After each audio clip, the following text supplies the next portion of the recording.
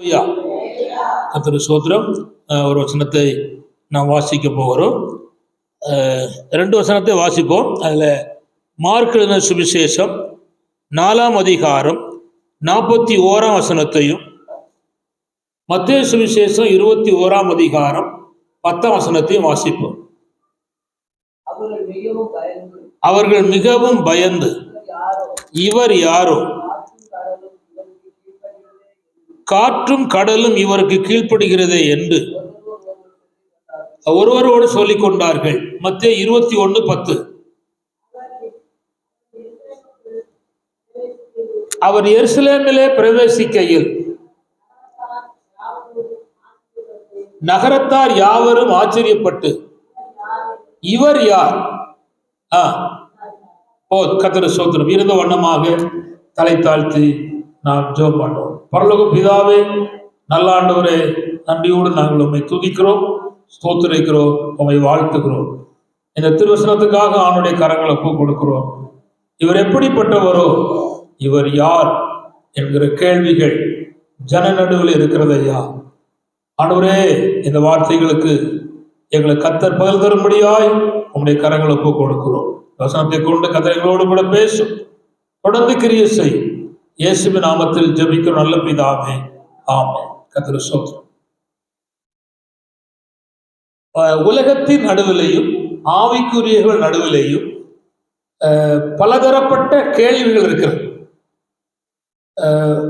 வளர்ந்து வருகிற ஆணுடைய பிள்ளைகளுக்குள்ளும் கேள்வி இருக்கிறது. ஏன் எனக்கு இன்னும் இந்த ஆண்டவர் நியாயம் செய்யல அப்படின்னு கேள்வி இருக்கிறது. 2 ஆண்டு காலம் இவரை பின்பற்றுகிறேன், இந்த வகையில எனக்கு இன்னும் இவர் இறங்கலையே அப்படிங்கிற கேள்விகள் இருக்கிறது. இங்கே முதல் வாசித்த பகுதியில் நான் பார்ப்போமானால், இவருக்கு காற்றும் கடலும் கீழ்ப்படுகிறதே, இவர் எப்படிப்பட்டவர் அப்படின்னு கேள்வி கேட்கிறாங்க. மார்க்கு 4ஆம் அதிகாரம் கடைசி பார்க்கிறோம். கவனிங்க, அதுக்கு என்ன நான் சொல்றேன்னா, கவனிங்க, சூழ்நிலையை ஆளுகிறவராக அங்கு வெளிப்படுகிறார். இவர் யார், இவர் எப்படிப்பட்டவர் அப்படிங்கிற கேள்விக்கு அங்க பதில் எப்படி இருக்குன்னா, சூழ்நிலையை ஆளுகிறவராக அவர் வெளிப்படுகிறார். 21ஆம் மத்தேயு 21ஆம் அதிகாரம் 10ஆம் வசனத்துல நகரத்தார் விசாரிக்கிறாங்க, இவர் யார்? தாவீதின் குமாரன் ஓசன்னா ஓசன்னான்னு பாடிட்டு வராங்களே, இவர் யார் அப்படின்னு கேட்கிறாங்க. அப்ப அங்க சொல்லப்பட்டிருக்கு என்னன்னு சொன்னா, இவர் முன் குறிக்கப்பட்டவர், முன் அறிவிக்கப்பட்டவர், முன் தீர்மானிக்கப்பட்டவர். அவர் பவுனியாக எருசலேமுக்குள்ளே கழுதையும் கழுதை குட்டியின் மேல் ஏறிக்கொண்டு வருகிறவன் ராஜா அப்படிங்கிற வார்த்தையை நான் வாசிக்கிறோம். இங்க கவனிங்க, இந்த கேள்விதான் சகைட்டு இருந்துச்சு. இவர் எப்படிப்பட்டவரோ என்று பார்க்க வகை தேடினார். இதே கேள்வியை கவனிங்க, இயேசுவே கேட்கிறார். இயேசுவே சொல்றார், நான் சொல்லிதான், என்ன யார் என்று இந்த உலகத்தார் சொல்றாங்க அப்படின்னு கேட்கிறார். அவரும் ஒரு கேள்வி கேட்கிறார், என்ன யாருப்பான்னு சொல்றாங்க அப்படின்னு கேட்கிறார். அப்போ அவங்க சொல்றாங்க, உம்மை எரேமியான்னு சொல்றாங்க, உம்மை யோவான் சானவன் சொல்றாங்க, உம்மை தீர்க்கதரிசின்னு சொல்றாங்க அப்படின்னு சொல்றாங்க. சரிப்பா விட்டுரு, நீ 3 வருஷம் என்ன பின்பற்ற, என்ன பற்றி நீ என்ன அறிஞ்சிருக்க அது சொல் அப்படின்னு கேட்கிறான். பேதுரு சொல்லுவாரு, நீ ஜீவன் உள்ள தேவனுடைய குமாரனாகிய கிறிஸ்து அப்படின்னு சொல்ற. அப்பொழுது இயேசு சொல்லுகிறார், பேதுருவே, மாம்சம் ரத்தமும் இதை வெளிப்படுத்தல, என் பிதா உனக்கு நினைச்சிருக்கா இதை வெளிப்படுத்திருக்கிறார் சொல்ற. அப்போ இப்ப நான் கேட்கிறேன், இவர் யார் அப்படின்னு கேட்டா நீ என்ன பதில் சொல்லு? என்னை பார்த்து இந்த கை காட்டில சிலவளை கேட்பாங்க. இப்பவும் இல்லை, நம்ம கை காட்டி பஸ் ஸ்டாண்ட்ல பஸ் ஏறனுப்ப கேட்பாங்க, இவன் யாரு அப்படின்னு கேட்பாங்க. அவளை சொல்லுவான், இவர் வாழைப்பழத்து வியாபாரி கிருஷ்ணனுடைய மகன் அப்படின்பா. சிம்பிளா சொல்லிடுவான், அழகா சொல்லிடுவான். இல்லைன்னா லோஞ்சிபுரத்து அந்த தெக்கோத்து தெருவில் உள்ள தம்பின்னு சொல்லுவான். இதுதான் நடைமுறை. அப்புறம் ஆவிக்குரிய உலகத்துல இவர் யார் அப்படின்னு கேட்டாங்க. அப்போ நான் இப்போ வந்திருக்க, புதுசா வந்திருக்க பிரசிங் யார் அப்படின்னா கொஞ்சம் வளர்ந்துச்சு. எங்க பாஸ்டர் மூப்பராக மாதம் பண்ணாங்க. இப்போ நம்ம சபையில மூப்பராக ஆட்சியம் பண்ணப்பட்டவர் இவர் தான் அப்படின்னு சொன்னாங்க. அப்புறம் ஒரு நாள் கழிச்சு ஒருபாடு இவர் யார், இவர் பாஸ்டர். அவ்வளவுதான். அதுக்குள்ள நான் வெளியே வந்துட்டேன், வேற லைன்ல கடந்து போயிட்டேன். இப்போ உலகத்துல இவர் யார் அப்படின்னு கேட்டா, தேசாந்தரியாய் தெரிந்து சுவிசேஷம் அறிவித்து ஆத்துமாதம் பண்ணி சபைகளை ஸ்தாபித்து வருகிறான்னு சொல்றாங்க. இப்ப நான் கேட்கிறேன், இதே கேள்வியே நீங்க இயேசு இடத்துல கேட்டீங்கன்னா, இந்த இயேசு யார் அப்படின்னு கேட்டா நீ என்ன பதில் சொல்லுங்க?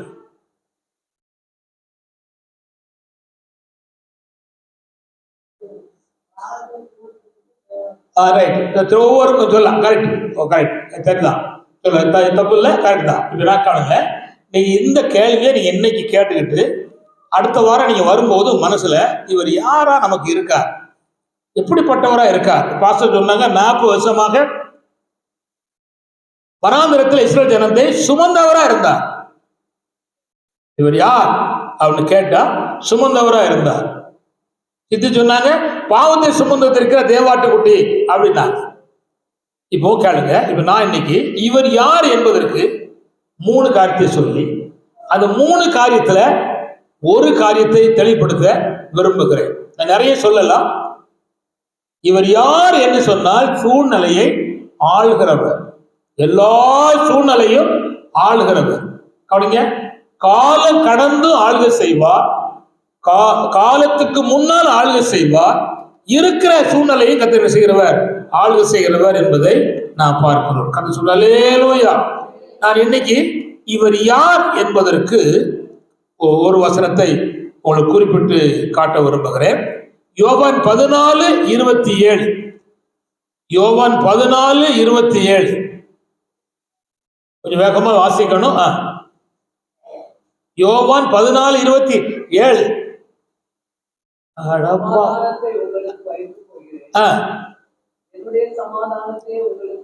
சரி, இவர் யார் அப்படின்னா, ஒன்னு வச்சுட்டு போயிருக்கார், ஒன்னு கொடுக்கிறார்.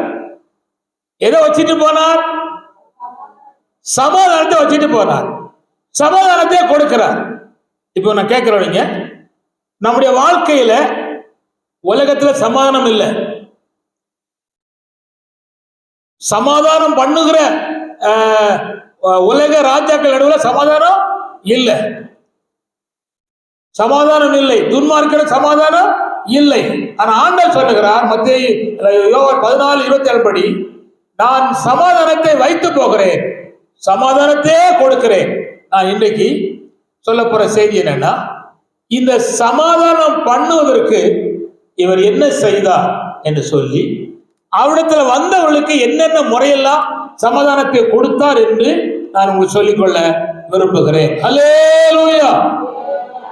இந்த ஆண்டவர் கவனிங்க, 3 நிலையிலும் சமாதானத்தை கொடுக்கிறார். 3 நிலையிலும். ஒன்று, ஆத்துமால சமாதானம் கொடுக்கிறார். 2வது, ஆவில சமாதானம் கொடுக்கிறார். 3வது, சரீரத்துல சமாதானத்தை ஆண்டவர் கொடுக்கிறார். இந்த 3 நிலையிலையும் ஆண்டவர் சமாதானத்தை வைத்து போனவர், ஆண்டவர் கொடுக்கிறவரா இருக்கிறார். இவ்வார்த்தையை கேட்கிற உங்கள் வாழ்க்கையிலே சமாதானம் இல்லாமல் நீங்கள் காணப்பட்டால், இந்த நாளிலே சமாதானத்தை கொடுக்கிற ஆண்டவரை இறுக பற்றி கொள்ளும்படி உங்கள் அன்போடு கூட கேட்கிறேன். கர்த்தர் ஸ்தோத்திரம். இந்த தேவன், இந்த தேவன் யார் என்ற கேள்விக்கு நான் முதலாவது 3 காரியம் சொல்லுவேன். இந்த தேவன் யாருன்னா சமாதான கர்த்தர். இவர் யார் சொல்லுங்க? சமாதான கர்த்தர், சமாதான கர்த்தர். கர்த்தர் ஸ்தோத்திரம். இதுக்கு நான் 4 காரியங்களை உங்களுக்கு சுட்டி காட்ட விரும்புகிறேன். இந்த சமாதான கர்த்தர் செய்கிற 3 காரியங்கள், இவர் தான் சமாதான கர்த்தர். இவரை எண்ணி சமாதானம் எங்கேயுமே கிடைக்காது. தயவுசெய்து நீங்க புரிந்து கொள்ளுங்கள். எங்க போனாலும் கிடைக்காது, எங்க போனாலும் கிடைக்காது. மனுஷன் சமாதானத்துக்காக காஷ்மீர்ல இருந்து கன்னியாகுமரி வாரம், மனுஷன் சமாதானத்துக்காக கவனிச்சுக்காங்க, கன்னியாகுமரியில இருந்து காஷ்மீர் போறான். என்ன தெரியாம கொடுக்கான், என்ன தெரியாம செய்யறான், கோடி கணக்கில் பணங்களை தெய்வத்துக்கு கொண்டு கொட்டுறான், என்னெல்லாமோ பண்றான். திரும்பி வரும்போது கேட்டா அவன் சமாதானம் இல்லை, சமாதானம் இல்லை. 3 மணி நேரம் படம் பார்க்கிறான், சமாதானம் இல்லை, திரும்பி வருகிறான். ஒரு சிகரெட்டு சுமோக் பண்றான், முடிஞ்சா சமாதானம் இல்லை. வாக்கு போடுதான், சமாதானம் இல்லை. என்னெல்லாம செஞ்சு பார்க்க சமாதானம் இல்லை. இங்க கிடைக்குமா, அங்க கிடைக்குமா, அது கிடைக்குமா, இது கிடைக்குமான்னு போறான். எங்க போய் சமாதானம் இல்லை. சமாதானத்தின் கர்த்தர் ஒருவர் இருக்கிறார். அவர்தான் கர்த்தராகிய இயேசு கிறிஸ்து. ஹல்லேலூயா. அவர்தான் சமாதானத்தை கொடுக்கிற கர்த்தரா இருக்கிறார். இந்த சமாதானத்தின் தேவன் என்ன செய்கிறார் என்பதற்கு நான் 4 காரியங்கள் விரும்புகிறேன். இந்த சமாதானத்தின் தேவனாய் கர்த்தர் வாசிக்காண்டா 1 தெசலோனிக்கர் 5:23 படி சமாதானத்தின் தேவன் தாமே, கவனிங்கள், உங்களை முற்றிலும் பரிசுத்தமாக்குவாராக. கவனிச்சுக்காங்க, இந்த சமாதானத்தின் கர்த்தர் செய்கிற முதல் வேலை. சமாதானத்தை கொடுத்துட்டார், சமாதானத்தை வைத்திட்டு போயிருக்கிறார். ஒருவேளை இன்னைக்கு அது இல்லாம இருந்தா சமாதானத்தை பெற்றுக் கொள்ளணும். சில கவனிக்க, சமாதானத்தை இழப்போம். எப்படி இழப்போம் சொல்லிக்காரு. சூட்டி இருக்கா, கரைசி இருக்கா, டமாட்டிமான அடிபட்டுல சமாதானம் போயிடும். நடைமுறை இந்த வீட்டு மட்டும் இல்ல, எந்த வீட்லயும் கணவனுக்கு மனைவிக்கும் சமாதானம் பெறுது. அக்கா தங்கச்சி, அண்ணன் தம்பி, சொந்த பந்தம், பாஸ்டர் மனைவி எல்லாம் சண்டை போடுது. சமாதானம் அவ்வளவுதான். ஆனா சமாதானம் பண்ணுகிற ஒரு தேவன் இருக்கிறார், சமாதானத்தை கொடுக்கிற கர்த்தர் இருக்கிறார். அவர் நினைச்சார்னா முற்றிலும் பரிசுத்தமாக்குறார்.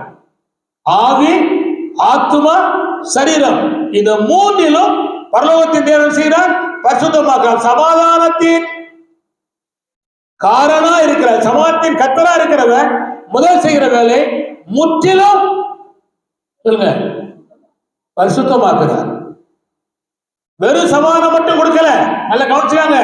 இது சமாதானத்தின் கர்த்தர் தாமே உங்க ஆவி, ஆத்துமா, சரீரத்தை முற்றிலும் பரிசுத்தமாக்குவாராக. அப்போ இந்த சமாதானத்தின் தேவனாய் கர்த்தர் சமாதானத்தை கொடுத்து விட்டு சமாதானத்தை வைத்து போயிட்டு அவர் சமாதானக்காரரா இருக்கிற அப்படின்னாலே என்ன செய்யறாருன்னா முற்றிலும் யாருக்கு முற்றிலும் பரிசுத்தம் உண்டாகுமோ அவங்ககிட்ட தான் சமாதானத்தின் கர்த்தருக்கான அர்த்தம். அல்லேலூயா. அந்த கவனிச்சுக்காங்க, உங்க ஜீவியத்துல பரிசுத்தம் உண்டாகும். சரி, பரிசுத்தம் என்றால் என்ன? சிம்பிளா விளைத்தார். பரிசுத்தம் என்றால் என்ன? அசுத்தத்தை பார்க்க இந்த சரீரம் விரும்பும், இந்த கண்ணும் விரும்பும், இந்த மனசு மாம்சமும் விரும்பும். ஆனா நம்மளோடு கூட இருக்கிற சமாதானத்தின் தேவன் அசுத்தத்தை பார்க்க விரும்ப மாட்டார். அவர் பாவத்தை பார்க்காத சுத்த கண்ணர். எப்படி கண்ணர்? நம்ம பாவத்தை பார்க்கணுமான கண்ணை தொடச்சிட்டு அல்லேலூயா அப்படின்னு பார்த்துருவோம். ஆனா அவரு பாவத்தை பார்க்காத சுத்த கண்ணர். ஆனால் நம்மகிட்ட இருந்தா 2 வேலை நடக்கும். நாம் பாவத்தை பார்க்க விரும்புவோம். நல்ல கவனிச்சாங்க. இந்த கொஞ்சம் புரிஞ்சாதான் விளங்கும். கவனிங்க. எனக்கிட்ட மாம்சம் இருக்கு, சரீரம் இருக்கு. மனோட்ட மாம்சம் இருக்கு, சரீரம் இருக்கு. மாம்சம் என்பது எழுத்தின்படியான ஒன்று. அது சண்டை போடும், கோபப்படும், எரிச்சல் அடையும், தவறான காரியத்தை பேசும், தவறான பார்க்க தோண்டும். சரீரம் என்பது ஆவிக்குரியது. சரி என்பது அதான் சொல்லுங்க. சரி, நீங்க மாம்சமா சரீரமா? ஒரு மாதிரி முழுக்கிய மாம்சம் இல்ல. இயேசுக்கு சுயற்று போட்ட தேவ பிள்ளைகள் மாம்சத்துக்குரியவர் அல்ல. மாம்சத்தை கலந்து போட்டுட்டோம், பழைய மனுஷரை கலந்து போட்டாச்சு. இப்ப நம்ம யாரு? ஆவிக்குரியவர்கள், ஆவிக்குரிய சரீரம் பெற்றவர்கள். இப்ப கவனி. இந்த மாம்சமும் இந்த ஆவிக்குரியதும் சேர்ந்துட்டா முடிஞ்சு போச்சு. இது துணிகரமாயிரும். மாம்சம் ஆவிக்குரியமாகும், ஆவி மாம்சத்துக்கு நினைச்சது போராடு. இப்ப புரியுதா புரியலையா? சரி, இப்போ நல்ல கவனிங்க. இந்த மாம்சத்தோடு ஆவிக்குரிய மனுஷன் நினைக்க கூடாது, சேரக்கூடாது, ஒத்துமா கூடாது. இது சொல்லும் சும்மா பேசு. உன் சண்டைக்கு வர நீ உறுதிய பேசு அப்படின்னு சொல்லும். எது சொல்லும்? மாம்சம் சொல்லும். குட் அப்படின்னு சொல்லும். ஒரு கை பாரு அப்படின்னு சொல்லும். ஒரு கையில 2 கை பாருன்னு சொல்லும். அப்போ ஆவி சொல்லும், சாவி சொல்லும், இந்த பாரு நீ ஆவிக்குரியா, 4 பேர் பார்ப்பாங்க, சண்டை போட்டா சீன் ஆயிடுவான், என்ன இப்ப இந்த வச்சு போறா, என்ன துதிக்கா, என்ன சத்திரம் பண்றா அப்படின்னு சொல்லும். இப்போ அந்த அந்த ஆவிக்குரிய சரீரம் சொன்னதுக்கு மாம்சத்தை ஜெயிக்க ஆண்டவர் நம்மோட இருக்கிறார். ஆவி ஆத்துமா சரீரத்தை பரிசுத்தப்படுத்துற ஆண்டவர் நம்மோட இருக்கிறார். இப்ப என்ன செய்யணும்? இந்த பாரு, உன் மாம்சத்தோடு சேர்ந்தெல்லாம் எனக்கு வேலை செய்ய முடியாதுப்பா, நான் மனுஷன் ஆவிக்குரியவன் அப்படின்னு சொல்லி நீ ஓச்சிடணும். ஜோசப் சில வேளையில எந்திரிச்சு எல்லாத்தையும் அழிச்சிருவான், டமாட்டிமா இல்ல ஆவிக்குரியன் ஆயிடுவான், திரும்ப டவுன்லோட் பண்ணுவான், அப்புறம் மாம்சத்துக்குரிய மாறிடுவான், அடுத்த நிமிஷத்துல அவ்வளவுதான். இதான் நடைபெறுகிற ஒன்று. ஆனா கவனிங்க, இது எதுவரை நடக்கும்? சாகுவார் நடக்கும். ஒரு செகண்ட் மரண நேரம் வரலையும் இது நடக்கும். ஆனா நமக்கு என்னன்னா, இதை ஜெயிப்பதற்கு தான் ஆண்டு நம்ம கிருபையும் பெறணும் தந்திருக்கிறார். யாரு ஜெயிப்பார்கள்? யாரு ஜெயிப்பார்கள்? இது மாம்சத்துக்கு ஒத்து போகாமல் அது வேண்டாம்னு ஒதுக்குறான் பாருங்க சிந்தையில. அப்பவும் கோபம் இருக்கும், இது வேண்டாம் வேண்டாம் அப்படின்னு ஒதுக்குறான் பாத்தீங்களா, அவன் ஜெயிச்சிருவான். அதை வேண்டாம்னு ஒதுக்கும் போதும் என்ன இருக்கும்? கோபம் இருக்கும். ஆனா ஒதுக்கிட்டு வெளியே வருவான். வெளியே வரும்போது ஆண்டவர் கிருபை செய்வார், பையன் ஜெயிச்சுட்டான், மோனே உன்னை கைவிட மாட்டேன், உன்னை காப்பேன், நிச்சயமா உனக்கு தேவராஜ்யம் உண்டு அப்படின்னு தேடிடுவார். இப்ப நீங்க இப்போ இந்த போராட்டம், இந்த போராட்டம் நிறைய இருப்பீங்க, ஏன்னாலும் இருக்குதான் செய்யுது, இல்லாம எல்லாம் இருக்க முடியாது. யாரும் இந்த சூழ்நிலை தப்பி போக முடியாது. சில நேரத்தில் என்ன செய்ய தெரியுமா? கவனி, என்ன செய்யணும்னா, சரீரம் நல்ல ஜெயமா இருக்கும், மாம்சம் தோல்வியா இருக்கும். அதான் ஆண்டவர் சொன்னாரு, மாம்சம் ஒன்றுக்கு உதவா, மாம்சம் ஒண்ணுக்கும் சரி விளங்குதா? சரி சரி கவனி. இப்போ நம்ம ஜெயிக்க வேண்டிய யார் ஜெயிப்பார்கள்? அதுக்கு நான் ஒரே ஒரு வார்த்தை மட்டும் சிம்பிளா சொல்றேன். கவனி, வசனம் உள்ளவன் ஜெயிப்பான். யார் ஜெயிப்பான்? உங்களுக்குள்ள வசனம் நிலைத்திருந்தா நீங்க என்ன செய்வீங்க? ஜெயிச்சிருவீங்க. வசனம் நிலைத்திருக்கலாம், என்ன செய்ய முடியாது? ஜெயிக்க முடியாது. அதான் உங்களில் வசனம் நிலைத்திருக்கணும். அதுதான் இவ்வளவு பாடுபட்டு கஷ்டப்பட்டு உங்களுக்கு தெளிவடைந்து நீங்க ஜெயிச்சிடணும் அப்படிங்கிற காரியம் சொல்லித்தார். அப்ப நம்ம சரீரத்துல முதல் வேலையை ஆண்டவர் சமாதானத்தின் தேவனாய் கதை செய்யறதுன்னா முற்றிலும் நம்மளை பரிசுத்தமாக்குறார். அடுத்த வார்த்தை என்னன்னா கவனிக்க, 2 தெசலோனிக்கேயர் 3:16 வேகமா வாசிக்கணும். 2 தெசலோனிக்கேயர் 3:16 2 தெசலோனிக்கேயர் 3:16 2 தெசலோனிக்கேயர் 3:16 எப்போதும் சகல விதத்திலும் 2 தெசலோனிக்கேயர் 3:16 அதேதான் சமாதானத்தின் கர்த்தர் தாமே எப்பொழுதும் சகல விதத்திலும். அப்போ இப்ப சமாதானத்தின் தேவனை கர்த்தர் வச்சுனா முற்றிலும் பரிசுத்தமாக்கப்பட்ட பிற்பாடு கவனிங்க, முதல்ல சமாதானம் சில நேரத்தில் இருக்கும், ஆனா இங்க எப்பொழுதும் செகண்ட். கவனிங்க இந்த வார்த்தை புரிஞ்சா முடியும். கவனிங்க, எப்பொழுதும் அப்படின்னா இடைவிடாமல் ஒரு நிமிஷம் கூட தவறாமல். அடுத்து கவனிங்க, எல்லா விதத்திலும் மனுஷன் ஏறி இறங்குவான். விளங்குதா? ஏறி இறங்குவான். சில வேலை ஜெபம் பண்ணுவான், ஜெபம் பண்ணி தூங்குவான், ஏறி இறங்குவான். அவனுக்கு என்ன விருப்பமோ அதை வச்சுவான், ஜெபம் பண்ணுவான். நாங்க ஒரு நாள் பள்ளியாடி கன்வென்ஷன் இருந்தோம். பள்ளியாடி கன்வென்ஷனுக்கு ஒரு ஊழியர் அழைக்கப்பட்டிருந்தார். நல்ல தேவ மனுஷன், அவர் பெங்களூர் இருந்து அழைக்கப்பட்டிருந்தார். அவருக்கு உடன் ஊழியக்காரன் வந்திருந்தார். அவர் எங்களோடு கூட சாதாரணமாக அந்த அந்த ஜெப வீட்டில் படுக்கணும், மற்ற எல்லாரும் ஜெப வீட்டில் படுக்கணும், இல்லை கிரௌண்ட்ல படுக்கணும். அவன் சொன்னா, அந்த உடன் ஊழியக்காரன் சொன்னா, எனக்கு தனி ரூம் வேணும், நான் ஜெபம் பண்ணணும் அப்படின்னு. தாமஸ் வாசல் இவன் பேய் இருக்கு அப்படின்ட்டார். அடுத்த நிமிஷம் சொல்லிட்டார், இவன் என்ன இருக்கு, பேய் இருக்கு, இவன் தனி ரொம்ப தேடுதான், வேற எதுக்கும் வழி பார்த்துக்காட்டே அப்படின்னார். சரி பாஸ்டர் நான் சொல்லி விட்டுட்டேன். வேற கடைசியில் அங்கே உள்ள மதத்தை பேசி வச்சு அவனுக்கு தனி ரூம்பு கொடுத்தாச்சு. ஆனால் தனி ரூம்ல ஜன்னல் கிடையாது. ஜன்னல் இருக்கு, கதவு கிடையாது. ஜோம் பண்றான்னு சொன்னானே அப்படின்னு ஒரு குறும்பு கேட்டக்கார பையன் எட்டி பார்த்துருக்கான், தூக்கிட்டான். அவ்வளவுதான். அந்த ஜெவன் இடத்த இத்தனை மணி ஜெவன் சொன்னாலே தவிர தூக்கிட்டான். அப்போ அவன் எதுக்கு கட்டுறான், நிம்மதியா தூங்குறதுக்கு. ஆனா அவன் என்ன கேட்டான், ஜெபம் பண்ணுறதுன்னு கேட்டான். அப்போ எப்பொழுதும் சகல விதத்திலும் சமரம் நினைச்ச முடியாது, இருக்க முடியாது. காரணம் என்ன, இவன் தூக்கத்துல பெரிய, அவன் தூங்கிட்டு போட்டோம், அது எங்களோட சேர்ந்து தூக்கிட்டு போ, இங்கதான் வடிச்சே தூக்க தானே செய்யுது, என்ன முடிச்சா அவ்வளவு இருக்கு, எல்லாம் தூக்க தான் செய்யுது. ஆனா அவன் எவ்வளவுன்னா, இவனுக்கெல்லாம் நம்ம ஒரு டோக்கா காமிச்சிட்டு நம்ம ஜோமன்றங்கிற போர்வையில போய் என்ன செஞ்சணும், தூங்கி இருந்தோம். அவன் கேட்டான், அவன் கொடுத்துட்டாங்க. நல்ல வேலை ஜன்னல் இருந்தது முக்கா சோத்திரம். அதுலயும் குறும்ப சேட்டுக்காரன் ஒரு பையன் பார்த்துட்டே இருந்திருக்கான், பள்ளியாடிக்காரன் கரெக்டா பிடிச்சிட்டான். என் பாஸ்டர் இவன் தூங்குறான் பாஸ்டர், இவன் ஜெபமெல்லாம் செய்யல, சும்மா போய் சொல்றான், நாளைக்கு இந்த ரூம் இவனை படுக்க வச்சே பார்த்துக்கான்னு சொல்லிட்டான். கத்திர சோத்திரம்.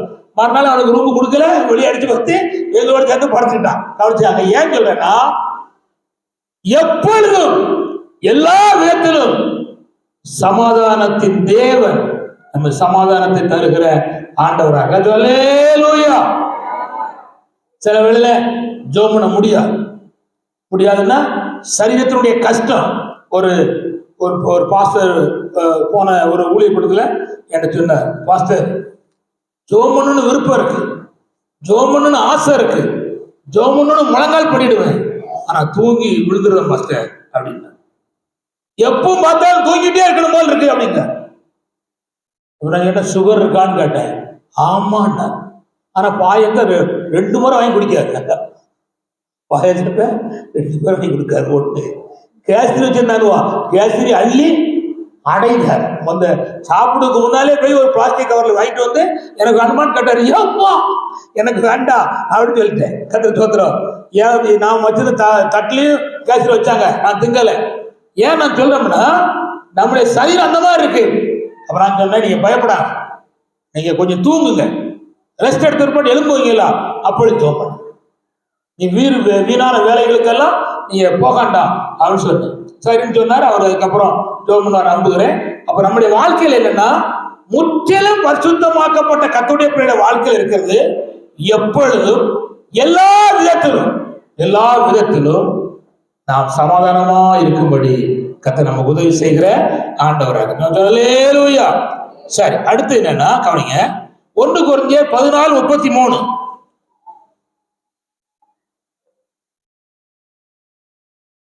1 கொரிந்தியர் 14:33. கொஞ்சம் வேகமா வாசிக்கணும். கவனிங்க, இங்க கவனிங்க. கலகத்துக்கு தேவனாய் இராமல், கவனிங்க. கலகம்னா சண்டை போடுறதுக்கு தேவனாய் இராமல் சமாதானத்துக்கு தேவனா இருக்கிறார். ஆசி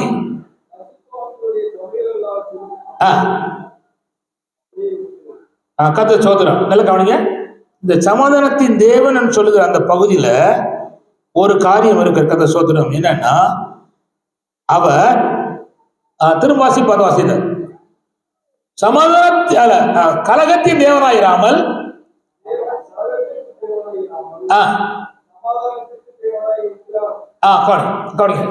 இந்த ஆண்டவர் யாருன்னா, கலகத்துக்கு தேவனா இல்லை, சண்டை போடுவதுக்கு தேவனா இல்லை.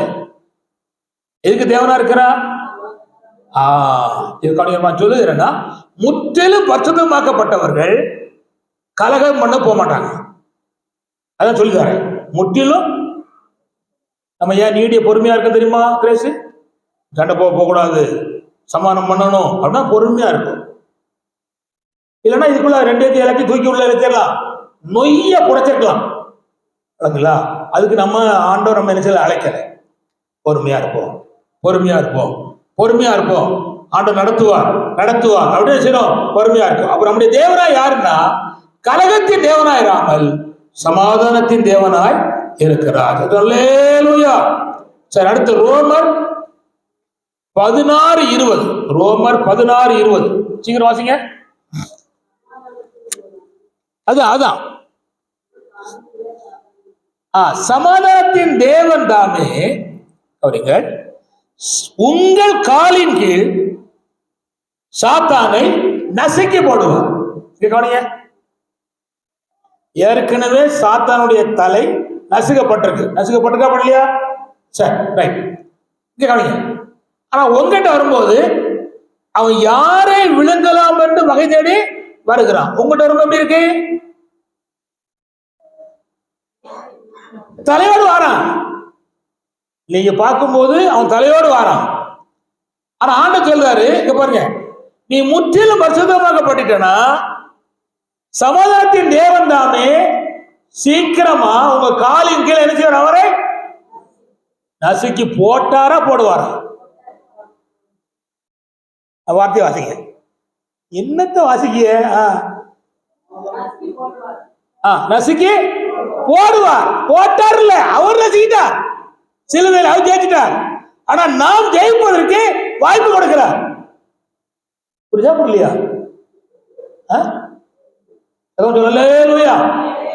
இன்னைக்கு இந்த வடக்காரமா அந்த நாய்க்கு பயந்து வடை கொண்டு வர இல்லைங்களா? அது ஒரு பிரச்சனை. நாயை சீக்கிரமா நான் காலி பண்ணணும், அது வேற இருக்கு. ஜோம் பண்ணிட்டே இருக்கோம். இது ரொம்ப நாள் இந்த நாய் நிற்காது, அது வேற விஷயம் இருக்கு. இந்த வீட்டுல நாயும் பூனையும் வளர்க்க முடியாது. நீங்க பிரதிஷ்டை பண்ணப்பட்ட வீடு.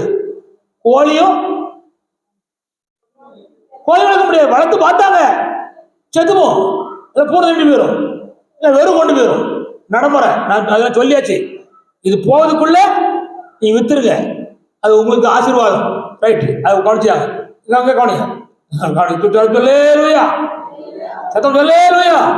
சரி, என்னன்னா சமாதானத்தின் தேவன் தாமே சாத்தானை உங்கள் காலின் கீழ் நசுக்கி போடுவார். நசுக்கிறது யாரு? ஆண்டவர். குட். ஆண்டவர் நசுக்கணுமானா நீங்க சமாதானத்தை காத்து கொண்டு பரிசுத்தமா ஜீவித்துட்டா சாத்தான சீக்கிரமாய் காலின் கீழ் நசுக்கி போட்டுருவார். அப்படின்னா அர்த்தம் அவனுடைய செயல்பாடுகள் முடிஞ்சு போகும். கவனிக்க, இங்க பாருங்க, இப்ப உள்ள பிரசங்கிமார்கள், இப்ப உள்ள விசுவாசிகள், கவனிக்க, சாத்தானே உன்னை எரிக்கிறோம். அவனை எரிக்க முடியாதுமா? நீங்க பேசுறதா தப்பு. சாத்தானே எரிக்க முடியாது. சாத்தானே உன்னை கொல்ல முடியாது. இதெல்லாம் மனுஷனுடைய அறியாமையில் உண்டாகிற பிழை. என்ன செய்யலாம் அப்படின்னா, அவனுடைய செயல்படாம தடுத்துடலாம். அவனை இந்த இடத்தை விட்டு தூர எடுத்து போகும்படி துரத்திடலாம். இந்த ரெண்டு வேலையும் தவிர அந்த யூடியூப்ல பேசுறான அழிக்கிறேன் கொல்லுதேன் அப்படின்னு சொல்லுது எல்லாம் பொய். அந்த பிரசிங்கார பொய் தான். யாரா இருக்கட்டும், வசனத்துக்கு மிஞ்சி போக முடியாது. நூதன சீசனா இருந்தா சீக்கிரம் மாட்டிடுவான். அப்போ இங்க பாருங்க, மோசேயுடைய சரியத்தை சாசு போராடுதான். ஒரு விஷயத்துல பேச சொன்ன இடத்துல திரும்ப செஞ்சுட்டான், அடிச்சுட்டான். அதனால அவனை அடக்க ஆராயில சாத்தா வந்து போராடுதான். இது ஏன் சரீரம் அப்படின்னு போராடுதான். மிகாவேல் வந்திருக்காரு, அடக்கம் பண்ண. யார் வந்திருக்கா? மிகாவேல் வந்திருக்காரு.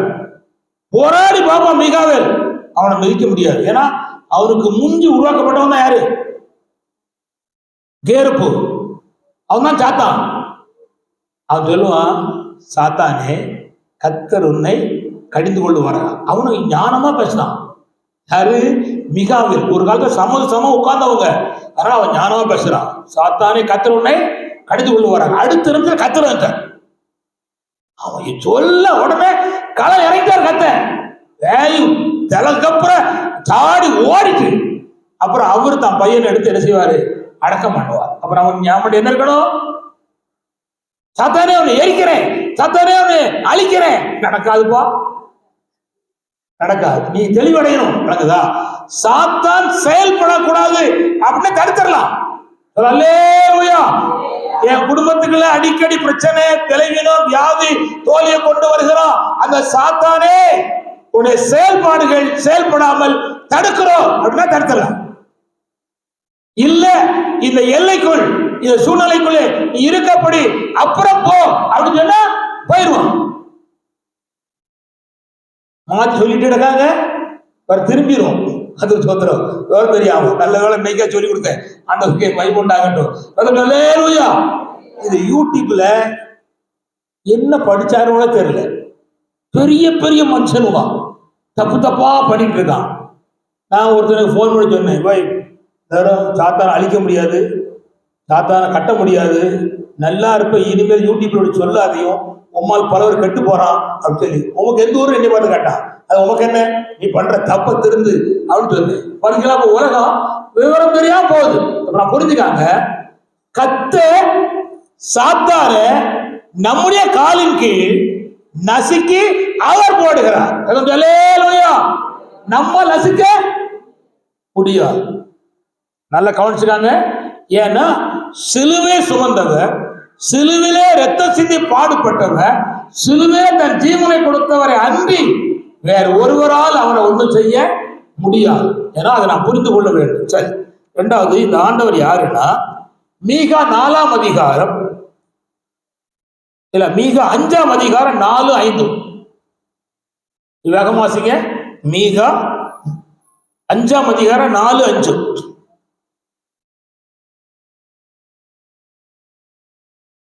ஏசப்பா சோத்ரா. இப்ப பார்த்தா அதேதான்.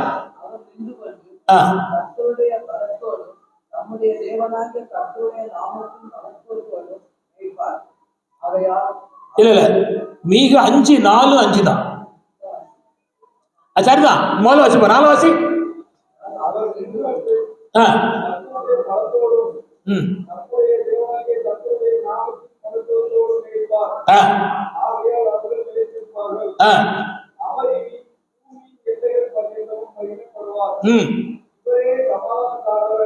இவரே சமாதான காரணர். போல சமாதான கர்த்தர் சொல்லிட்டேன். இப்போ யாரு இவரு? இவர் தான் சமாதான காரணர். இவரை அண்டி வேற ஒருவராலும் முடியாது. சோதரம் கவனிங்க, கவனிங்க, கவனிங்க. இந்த சமாதானக்காரருக்குள்ள இருந்த ஒரு 3 தன்மையை, அவர் செய்யற 3 தன்மை சொல்ல விரும்புறேன். கவனிங்க. இவரே, அவரே சமாதான காரர் ஆனார். கவனிச்சாங்க, கவனிங்க. யாருக்கு சமாதானம் பண்ண காரணம் ஆனான்னா,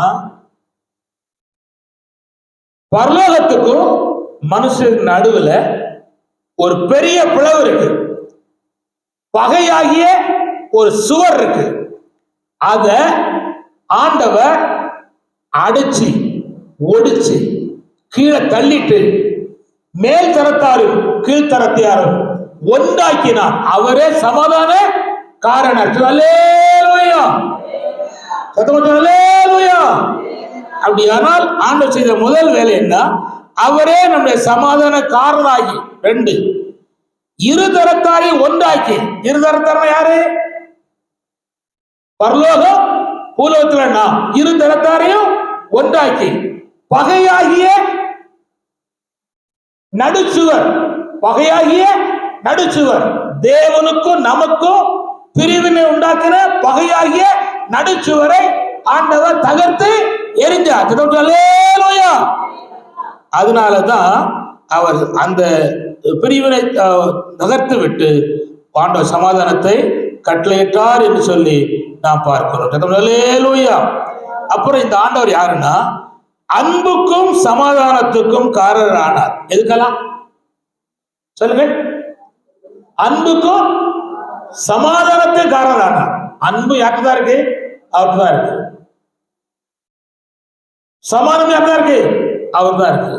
அப்போ அன்புக்கும் சமாதானத்துக்கும் ஒருத்தர் பஞ்சம் வந்துச்சுன்னா, சமாதானக்காரரா இருக்கிற ஆண்டவரோடு கூட அவர் ஒப்புரவாயிட்ட போதும் ஆண்டவர் அவருக்கு உதவி செய்ய வல்லமுள்ள ஆண்டவரா இருக்கு. அல்லேலூயா. ரோமர் 5:1 வாசிங்க. ரோமர் 5:1. ரோமர் 5:1 சீக்கிரம். ரோமர் 5:1.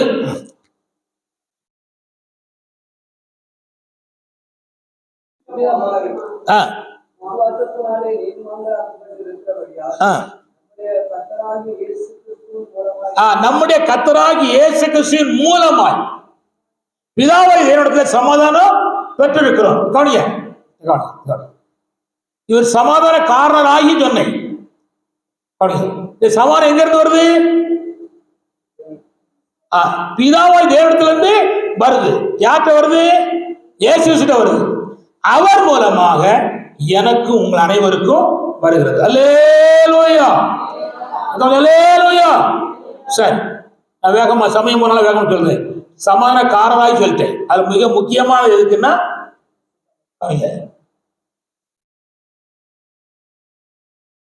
ஒன்றாக்கி தகர்த்து ஒப்புரவாக்கினார் அப்படிங்கிற வார்த்தை தான் அது முக்கியம்.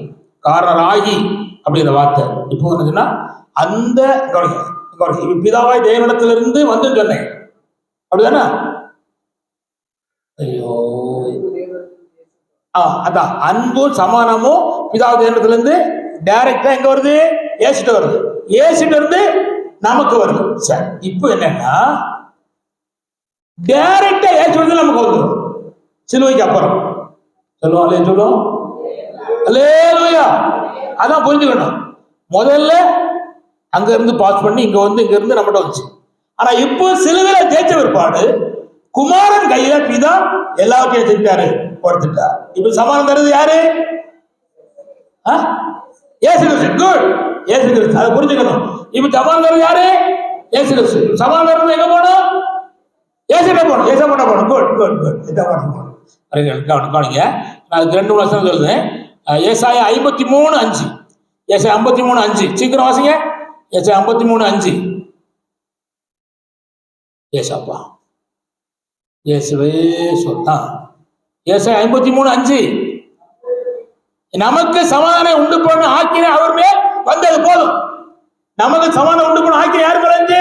இயேசு கிறிஸ்து மேல இருந்துச்சு. சரி, இப்போ இந்த சமக்கவனியா சங்கீதம் 29:11. சங்கீதம் 29:11 சீக்கிரம்.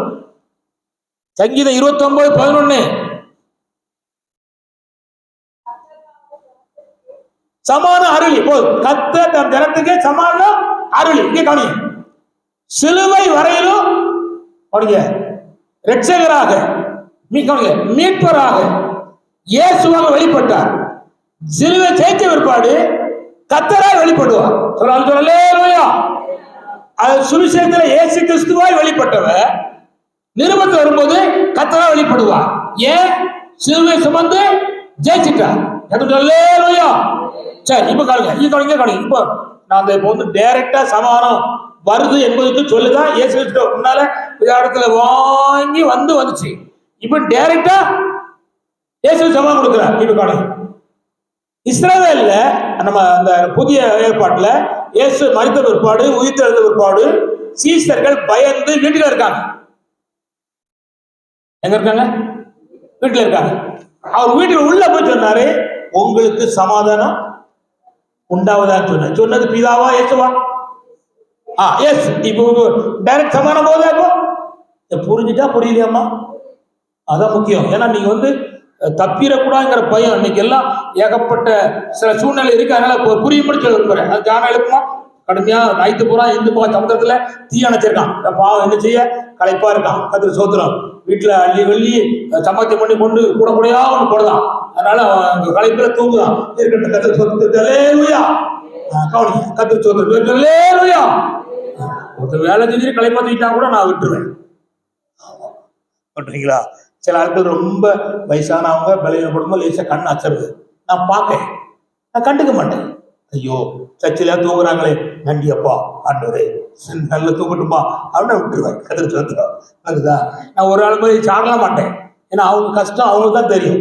அதனால நான் வந்து ரொம்ப அதெல்லாம் போக மாட்டேன். நன்றி ஆண்டவரே சொல்லி போறேன். இப்ப என்னன்னா பாருங்க, சமாதானத்தை இப்ப யார் கொடுக்க? கர்த்தரேசு கொடுக்கிறார். எப்போ? சிலுவையில சாத்தான சாச மாம்சத்தை உலகத்தை ஜெயித்த பிற்பாடு பிதாவாகிய தெய்வம் சமாதான காரணாகிய அவர் கையில சமாதானத்தை கொடுத்து சமாதானத்தை சொல்லு அறிவியோ கொடு அறிவிக்க இப்ப உலகத்துல எல்லாருக்கும் சமம் கொடுப்ப யாரு? பிதாவாகிய தேவனே இயேசுவா. குட். இயேசு கிறிஸ்து. ஹல்லேலூயா. சரி. அப்பா சமாதானக்காரனாகி சமாதானம் கொடுக்கிறவர் சொல்லி முடிச்சிட்டேன். இப்போ அவ்விடத்துல வந்தவர்கள் யாரெல்லாம் சமாதானத்தோடு போறாங்க? இப்ப நீங்க போகும்போது வந்துட்டு போறீங்க, நீங்க சமாதானத்தோடு போறோம். எப்படி வந்திருந்தாலும் நீ சமாதானத்தோடு போறோம், அதான் முக்கியம். நான் சொல்லுறேன், அந்த வாசிக்க போறோம். இந்த லூக்கா கர்த்தர் ஸ்தோத்திரம், லூக்கா 7ஆம் அதிகாரம் 48-50 வசனத்தை வாசிக்கும். இயேசுவிடத்துல வந்தவர்களுக்கு ஆண்டவர் சமாதானத்தை கொண்டு அனுப்பின சம்பவம் ஒரு 5 காரியம் சொல்லுவேன். வாசிங்க. லூக்கா 7:48-50.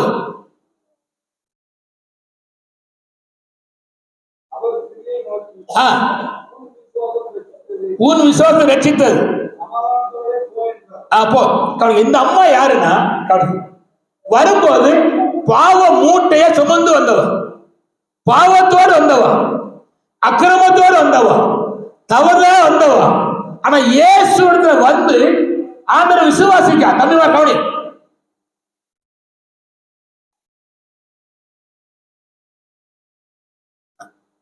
கவனியா கவனிக்க வார வந்தபோது விசுவாசிக்க, ஆண்டவரே என் பாவத்தை சுமந்து தீர்த்த தேவாட்டுக்குடி நீதாம்பா அப்படின்னு விசுவாசிக்க. அப்பொழுது கவனிங்க, பாவத்தோடு வந்த அம்மாவுக்கு அவள் விசுவாசத்தின்படி ஆண்டவர் பாவத்தை போக்கி தேவன் சமாதானத்தோடு அனுப்புறார். அல்லேலூயா, அல்லேலூயா. முதல் மனுஷியாகிய அவளுக்கு பாவத்தை மன்னித்து பாவமன்னிப்பு நிச்சயத்தை கொடுத்து உன் விசுவாசம் ரட்சித்தது என்று சொல்லி அவளை போகும்போது பாவியான ஸ்திரீ சமாதானத்தோடு போக அனுப்புறார். அல்லேலூயா. இப்போ அவ பாவமுள்ள ஸ்திரீ இல்லை, பாவம் மன்னிக்கப்பட்ட ஸ்திரீ, தேவனோடு கூட ஒப்புரவாக்கப்பட்ட ஸ்திரீ, தேவனிடத்தில் நன்மை பெற்ற ஸ்திரீ, தேவனிடத்தில் ஆசீர்வாதத்தை பெற்ற ஸ்திரீ. இப்ப போகும்போது எப்படி போறான்னா சமாதானத்தோடு போறாங்க. அல்லேலூயா. இப்ப நீங்க வீட்டுக்கு போகும் பொழுது தேவனுடைய சமாதானத்தோடு வீட்டுக்கு போகணும். எந்த விதத்திலையும் சமாதானத்தை விட்டுட்டு போயிடக்கூடாது, தேவ சமாதானத்தோடு போகணும். ரெண்டாவது ஒரு அம்மா சொல்றேன், வேகமா சொல்லிடு. அது லூக்கா 8ஆம் அதிகாரம் 43 வசனத்திலையும் அதுல இருந்து 50 வசனம் வரலையும் இருக்கு. கவனிக்க, வாசியாண்டா கவனிக்க. 12 வருஷம் பெரும்பாடோடு வாழ்க்கை நடத்தணும். பாடுகள், சரீரத்துல பாடு, மனதுல பாடு, பணத்துல பாடு, அலைச்சல்ல பாடு, அநேக பாடுகள் தீரவே இல்லை. எத்தனை வருஷம்? 12 வருஷம். 12 வருஷம், 52 வருஷமா? பாவியா, 12 வருஷம் பாருங்க. கவனிங்க, இப்ப நான் கேட்கிறேன், பல ஆண்டுகளாக அல்லேலூயா. நானும் அதாவது எனக்கு விவரம் தெரிஞ்ச, அது எனக்கு என்ன சொல்வது, 4 வயசு வரை நல்லா நடந்தேன். 4 வயசுக்கு அப்புறம் இந்த பலவீனமான கால் பாதிக்கப்பட்டுச்சு. அதுல இருந்து இத்தனை வயசு வரலையும் பாடுகளோடு தான் வாரேன், பாடுகளோடு வாரேன். அன்னைக்கு ஒரு எங்க ஜோசுவா ஒரு பாட்டு போட்டான், எத்தனை காலம் பாடு சுமக்கணும் ஐயா அப்படின்னு ஒரு பாட்டு. எவ்வளவு காலம் இது சும்மா பயணம் செய்யணும் ஐயா அப்படின்னு போட்டேன். போடும்போது எனக்கு அவர் பாட்டு கேட்க பிடிக்காது. அவர் ஒரு சைஸா பாடுவார், இல்லைங்களா, வெட்டு ஒன்று துண்டு 2 பாடுவார். அவரும் பரலோகம் சேர்த்துட்டு இறங்குவார், சரிங்களா. ஆனா அந்த பாட்டு எத்தனை காலம் பயணம் செய்யும் நாதா, தாங்க முடியவில்லை சுமக்க முடியலைன்னு அவர் பாடுதார். என்னால முடியலப்பா முடியலப்பா அப்படின்னு பாடுதார். அந்த பாட்டு நான் ரசனையா கேட்ட போது என் உள்ளம் உடைஞ்சிட்டு, சரிங்களா. எனக்கு இத்தனை வயசு வரையில் இந்த பாடுகள் நடுவில் நான் கடந்து வரும்படி ஆண்டவர் எனக்கு உதவி செய்தார். அல்லேலூயா. ஒரு நாள் சம்பவம், இது உங்களுக்கு தெரியாது, அதனால தெரிஞ்சிருக்கும்னு சொல்லு, ஒரு தப்பு இல்லை. ஒரு நாள் எங்க காலேஜுன்னு போன எங்க வள்ளியம்மா ஒரு பானையும் ஒரு தவளை பானையும் ஒரு செம்படையும் தூக்கி தூர எரிஞ்சிட்டு இனிமேல் இங்க சோறு போகக்கூடாது அப்படின்னு அடிச்சு வச்சுட்டா. நானும் என் தம்பிமாரும் சேர்ந்து இவன் அந்த குருவிகாரன் அங்கே அந்த பக்கத்தில் அது எங்கள் இடம் தான். அது வந்து அவனுக்கு அவங்க முற்பாட்டர்கள் வித்துட்டாங்க ஒரு சூழ்நிலை. அதில் எங்கள் அம்மா வச்சு காய்ச்சா சோற வீட்டுக்களை சொந்த அக்கா சூற தள்ளிட்டா. எங்கள் அம்மாவும் மண் கலங்காம நாங்கள் 5 பையமாறு வச்சு அந்த பானையை வச்சு அதில் காய்ச்சா. எனக்கு இன்னும் அந்த சீன் அந்த காய்ச்சல் சில மறக்கலை. இவங்களுக்கு ஒன்றும் தெரியாது, பாவம். இவங்களுக்கு என்ன தெரியும்? இப்போ இவங்களுக்கு வளர்ந்துதான் தெரியும், பாடுகள் இருந்துச்சு தெரியாது. அப்போ எங்கள் அம்மா சொல்லிச்சு, பயப்படாதப்பா, நாளைக்கு உங்கள் தாத்தா வந்துடுவார், இதை செட்டு போட்டுருவாருல்ல. சிங்கத்துலேருந்து எங்கள் தாத்தா வந்தார், செட்டை போட்டார்.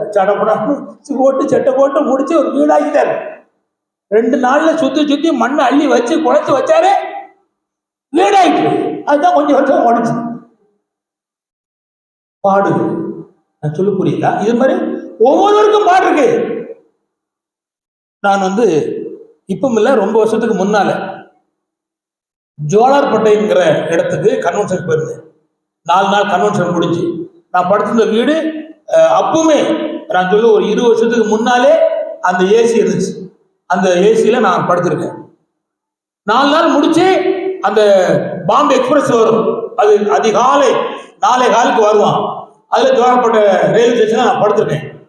கீழே பாயெல்லாம் விற்கிறாரு, ஒரு பேப்பர் வாங்கி விரிச்சு படுத்திருந்தேன். என் தலைமாட்டில் இருக்க அந்த துணி பேக்கு, இந்த மாதிரி சூட் கேஸ் எல்லாம் கிடையாது, அது ஷோல்டர் பேக்குன்னு சொல்லுவாங்க. அந்த போதில் தைக்கப்பட்ட பேக்கில் 3 ஜிப்பா இருக்கு, 3 வேஸ்ட் இருக்கு, 2 துண்டு இருக்கு, ஒரு பைபிள் இருக்கு, கொஞ்சம் காணிக்கை இருக்கு. அப்ப செல்லுலாம் கிடையாது, செல்லு கிடையாது. அப்ப நான் படுத்திருக்கேன். ஏன் பேக்கே களவாங்க ஒருத்தன் வந்து நின்றுருக்கான். அப்படி இருக்கான், அடா பாவி, அந்த மண்ணு பாவண்டா, 4 நாள் தேசத்தை சத்தம் போட்டிருக்கான். எதுவோ கொஞ்சம் காணி கொடுத்துருப்பாங்க, அசந்து தூங்குறான். அது தூக்குனா சாவு வந்து விட்டு போவாதுன்னு சொல்லிட்டான். அப்போ கவனிங்க, அங்க 4 நாள் பெரிய வீட்டுல படுத்திருந்தோம். 4ஆவது நாள் சாயங்காலம் பிளாட்பாரத்துல படுத்திருந்தோம். இதுதான் வாழ்க்கை, இதுதான் ஜீவியம். நீங்க தப்பா புரிஞ்சுறாங்க. நான் இந்த பிளாட்பாரத்துல படுத்தே வாழ்க்கையை நடத்தினேன். அதனால எனக்கு அது ஒரு பெரிய பாடாக தெரியல.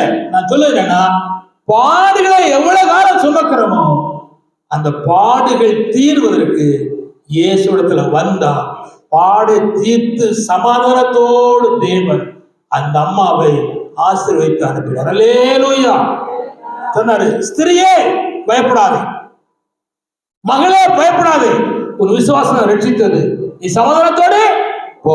முன்னால வியாதியோடு வந்தா, இப்பொழுது சமாதானத்தோடு போகிறார். நான் கேட்கிறேன், வரும்போது நீங்க பலவீனத்தோடு வந்திருக்கலாம், போகும்போது சமாதானத்தோடு கர்த்தர் உங்களை அனுப்புவதற்கு உண்மை உண்டு. நான் வேகமா சொல்லிடுறேன், சமயம் போறதுனால. ஒரு அம்மா வீட்லயும் கஷ்டம், சர்ச்சில் வந்தாலும் கஷ்டம், அல்றா ஒன்னே ஒண்ணு கேட்டுதான் அழுதா, எனக்கு குழந்தைய தாருப்பா, ஆம்பளை பிள்ளை தாரும்பா அப்படின்னு அழுதா. ஆண்டவர் சொன்னார், விண்ணப்பத்தை கர்த்தர் கேட்டார். இஸ்ரவேல் தேவனாய் கர்த்தர் வேண்டிக் கொண்டபடி உன்னை கேட்டார், சமாதானத்தோடு போ அப்படின்னார். அன்று முதல் அழுகைக்கு முற்றுப்புள்ளி சமாதானத்தோடு கர்த்தர் அனுப்பினார். அல்லேலூயா. நான் 2 வேகமா சொல்லி நான் முடிக்க போறேன். கதை சோத்திரம் கவனிங்க, எங்க கவனிங்க. ஒரு பெரிய மனுஷன்னா ஒரு 1000 பேருக்கு அதிபதி, ஒரு பட்டாளத்துடைய ராணுவம், அவன் சரீரம் முழுவதும் குஷ்டம். அந்த சின்ன பிள்ளை எங்க தேசத்துக்கு போறோம், ஒரு தீர்க்கதரிசி இருக்கிறார், அங்க ஒரு கர்த்தர் இருக்கிறார், அங்க போனா எஜமான சுகம் கிடைக்கும். வந்தா எலிசாவுடைய வாசப்படி நின்னா சொன்ன ஒரே வார்த்தை, நீ யோர்தான்ல போய் 7 முறை முங்கு. கொஞ்சம் கோபம் வந்துச்சு, ஒரு வேலைக்காரன் சொன்னது கீழ்பிடிஞ்சு போய் முங்குனா சுகம் பட்டுட்டான். திரும்ப வாரம் காணிக்கை கொண்டு கொடுக்க போறான். அவர் சொல்லுவாரு, இந்த பார், நாகமாக சொல்லுவாரு, உன் காணிக்க வேண்டாம், நான் காணிக்க வாங்குற ஆளு சொல்லுங்க இல்ல, காணிக்க வாங்குற ஆளு இல்லை. அதனால நீ இஸ்ரவேல் தேவனாய் இடத்துல வந்த ஒரு விசுவாசம் உன்னை ரட்சித்தது. இப்ப எப்படி போனோம் சொல்லுங்க. சமாதானத்தோடு போகும். பாதி வயது வரையிலும் சரீரத்துல சமாதானம் இல்லாம வாழ்ந்தான். பாதி வயதுக்கு அப்புறம் சமாதானத்தோடு போகும்படி ஆண்டவர் உதவி செய்தார். ஹல்லேலூயா. அவரிடத்துல வந்த யாரையும் ஆண்டவர் வெறுமையாக அனுப்பல. இப்ப நான் கடைசியாக ஒரு காரியத்தை சொல்லி நாம் ஜெபம் பண்ண போறோம். அது என்னன்னா, கவனி. அடுத்த ராஜா யாருன்னா தாவீது தான். அடுத்த ராஜா யாரு? தாவீது தான். ஆனா தாவீத சவுல் கவுலியாடு வேட்டையாடுறது போல வேட்டையாடுது. அவனை கொலை செய்ய எத்தனையோ முறை ஈட்டி எடுத்திருக்கான். அப்போ அந்த தேசத்தில் இருக்க முடியாத சூழ்நிலை. அப்ப யோனத்தான் தாவீது ரொம்ப நேசிக்கிறான். அப்ப யோனத்தான் சொல்லுவான், நான் இன்னைக்கு அமாவாசை இடம் எங்க அப்பா என்னன்னு சொல்லுவாரு, நான் கேட்டுட்டு அவன் பதில் சொல்றேன் அப்படின்னு சொல்லுவான். போவான். அந்த ஈசாயின் குமாரனாகிய தாவீது எங்கலான்னு கேட்பான். அவன் எருசலேம்ல போய் தொழுகுள்ள போய் போல இங்கதான் இருக்கான். அவன் சொல்லுவான், அவன் சாகா வரையிலும் உனக்கு வாழ்வு இல்லை. இப்ப சொல்லுவான் யோனத்தான் எனக்கும் உனக்கும் இந்த தேவனாய் கர்த்தர் சாட்சியா இருப்பான். எப்படி இருப்பான்? இந்த தேவனாய் கர்த்தர் உனக்கு எனக்கு உனக்கும் சாட்சியா இருப்பான். நீ மட்டும் துக்கப்படாத. எங்க அப்பா சொல்லிட்டாரு, அது துக்கப்படாத. நீ சமாதானத்தோடு போன்னு இருப்போம். அந்த சமாதானம் தான் தாவீத கடைசி வரலையும் பாதுகாக்கும். ஹல்லேலூயா.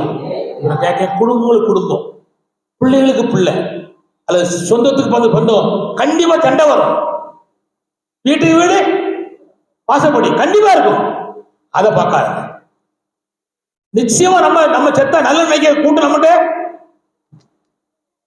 இருக்கு. எப்ப போமாட்டேன்னு என் பிள்ளை செலவுல கேட்பான். இல்லைங்களா? அவன் ரொம்ப பாரமா இருக்கும் போது தெரியுது. ரைட்டு, செஞ்சு போறேன், பிரச்சனை இல்லை அப்படின்னு சொல்லி. ஆனா அதுதான் அங்கேயும் கேட்டாங்க.